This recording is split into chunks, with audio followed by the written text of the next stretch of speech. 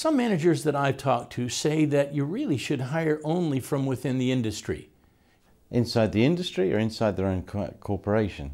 Industry first. Inside the industry, first of all. Well, you got somebody that knows what they're talking about, hopefully, knows the players, knows the clients, knows the industry. I don't think that's necessarily always a good thing. You've got to bring somebody in from outside, they're going to have a different view on things. Maybe they can apply some knowledge from a different industry. In my career, I can segue that into 3 different industries that I've worked in, and there have been skills and talents that I've developed in some that I've been able to transfer into others, and others were very specific to the industry that I was in.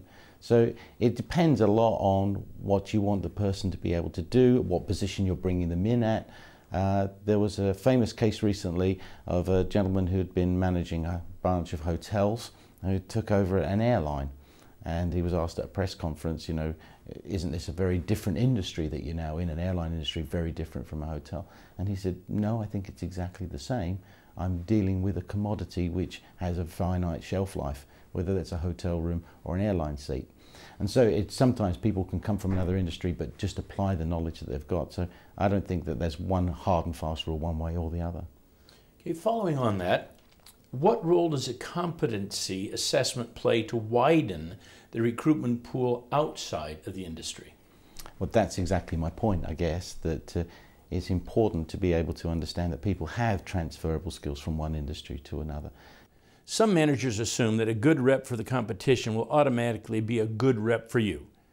Give us your thoughts on that. That's a great question, Doug, and it takes you on to one of my favourite topics, the 3 reasons why people take a job in the first place. The people do jobs for 3 reasons. They do it for the money, and we all understand that one. They do it for the job itself because they love doing it, and they do it for the boss, the person that they work for. And normally, those are the 3 things we're all looking for in a great job. You can get one of those things wrong, and somebody will still work for you. So if you're paying them really well and they love what they're doing, they'll put up with a bad boss. Or if they've got a great boss and they love what they're doing, then they'll do it for very little money. If that wasn't true, there wouldn't be nurses and people like that. And then there's the people that are doing a job that they don't particularly enjoy, but they're getting paid well for it and they love the person that they're doing it for. If that wasn't the case, then my kids wouldn't do chores around the house. So under those circumstances, there are those 3 dynamics. You get 2 of those wrong and you could be in trouble.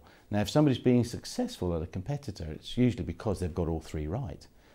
If you're going to change their boss, you're introducing some doubt. By bringing them onto your team doesn't necessarily mean that they'll be successful in your organisation. If you bring them into your team and then for any reason they're not being successful, then the money goes wrong too. And if they've got a bad boss and the bad money, then they'll leave.